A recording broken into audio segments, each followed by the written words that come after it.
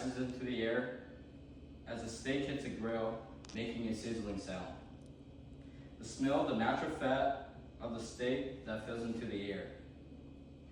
Everyone likes a properly cooked steak, but today I will inform you on how to properly cook a medium rare steak. First, I will go over why steak is such a popular meal, which I found at www.mychicagosteak.com. First, I will go over why steak combines two signals that stimulate human appetites, nutrition and general harmlessness. Steak, being rich in nutrition, like protein, becomes enticing when cooked, as it poses no harm when consumed. A raw slab of meat that slowly transforms into an appetizing dish through the cooking process. Now I'd like to tell you that the two most popular ways steaks are cooked are grilled or pan-seared. Now that I covered the two most popular ways steaks are cooked, which I found at www.mychicagosteak.com.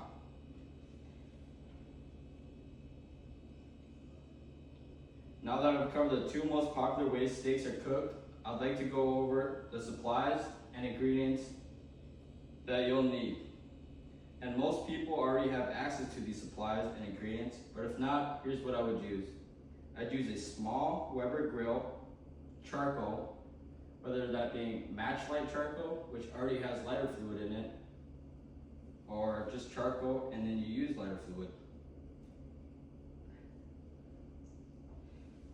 Next, I'd use a thermometer to check the internal temp of the steak, which you want to achieve the internal temp of 120 degrees before pulling it off the grill and letting it rest. Next, for the ingredients, I'd use garlic powder, salt, black pepper, and your choice of the ribeye or New York strip steak. Now that I've covered the supplies and ingredients to use, I'd like to go over the preparation of cooking the steak, which I found on Grilling Top Experience on YouTube.com. Inside of the kettle so that way we get a really hot sear zone.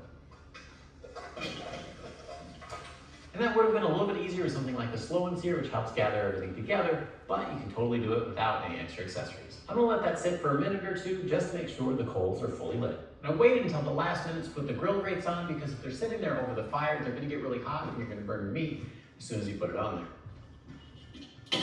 The trick here is to sear each side for a minute twice, so that would be a total of 4 minutes, and that should give you a pretty good sear.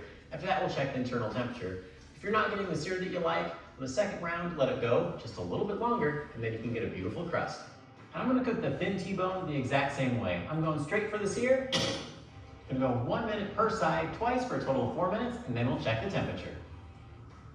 And if they're not quite done, I'll just go put them over on the cool side, put the lid on it, and then let it cook for just a little bit longer. Don't let it go too long because it's gonna heat up pretty quick. And when it comes to medium rare, I like to put my steaks at about 130 degrees Fahrenheit because they'll warm up just a little bit after you take them off. Both steaks have reached 130 degrees Fahrenheit, so I'm gonna take them off and let them rest. This little one is gonna take a little bit less time, maybe a couple of minutes before you cut into it, but if you have a big, thick tomahawk like this one, you're gonna wanna give it 5 or 10 minutes before you cut into it. That'll allow the juices to redistribute and make it extra juicy for you. You probably noticed that I didn't put any seasoning other than salt before I cooked it, and that's because the sear will absolutely burn any seasoning that you put on there. Now's the time to add it with a little knob of butter. It's gonna be out of this world. This steak is so good, and I wish I could share it with you. But what I can share with you is